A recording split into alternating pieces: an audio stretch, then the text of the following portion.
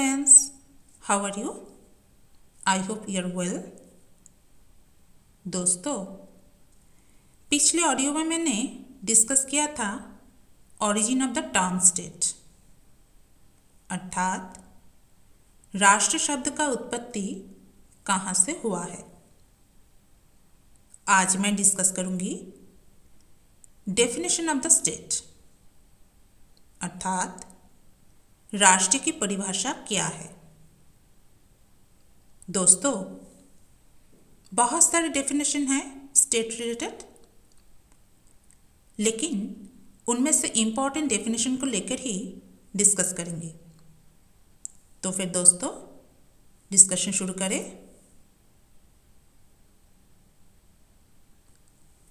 Aristotle के अनुसार राष्ट्र कई परिवारों और गांव का एकीकृत रूप है। इसका उद्देश्य एक आदर्श और स्वावलंबी जीवन जीना है, यानी सुखी और गरिमामय जीवन जीना। रोमन दार्शनिक सिसिरो ने कहा कि राष्ट्र अधिकारों और पारस्परिक लाभ की खोज में एकजुट लोगों का एक समूह है। आधुनिक पॉलिटिकल साइंटिस्टों में बार्जेस, ब्लूमस्ली, लेस्की प्रमुख दार्शनिकों की डेफिनेशन महत्वपूर्ण है।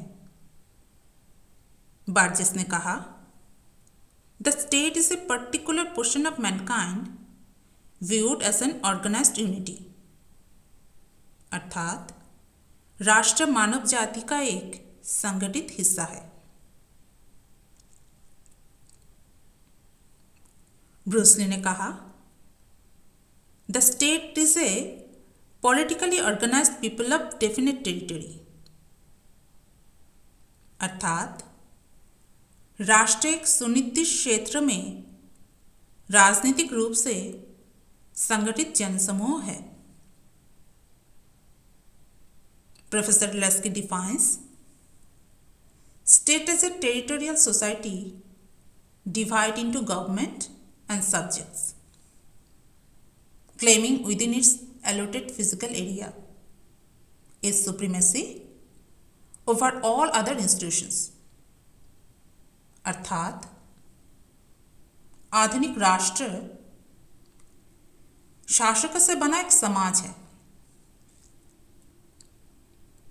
और एक निश्चित क्षेत्र के भीतर शासित होता है, जो अपनी निश्चित सीमाओं के भीतर अन्य सभी संस्थानों पर सर्वोच्चता की मांग करता है। जर्मन सोशियोलॉजिस्ट मैक्स वेबर ने कहा, a state is a human community that successfully claims the monopoly of the legitimate use of physical force within a given territory, अर्थात एक राष्ट्र एक मानव समुदाय है जो किसी दिए गए क्षेत्र के भीतर शारीरिक बल के वैध उपयोग के एकाधिकार का सफलतापूर्वक दावा करता है। वुड्रो विल्सन ने कहा,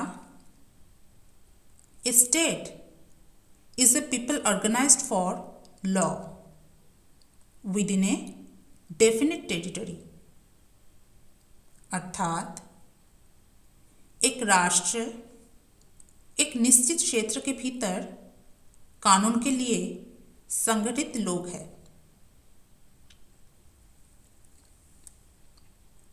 दोस्तों, राष्ट्र की परिभाषा मार्क्सीय दृष्टिकोण से भी विचार करना आवश्यक है।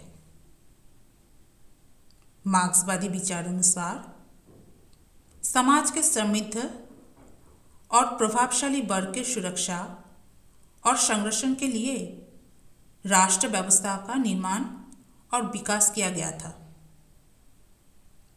इस विचार के अनुसार राष्ट्र एक सैन्य शासन और सैन्य शोषण का एक यंत्र मात्र है। दोस्तों, राष्ट्र की परिभाषा जो अभी डिस्कस किया है मैंने, वो सभी अपूर्ण है, अस्पष्ट है।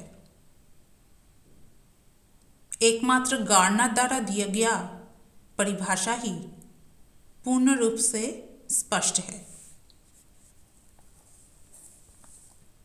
गार्नर के अनुसार state is a community of people occupying A definite form of territory free of external control and possessing an organized government to which people show habitual obedience।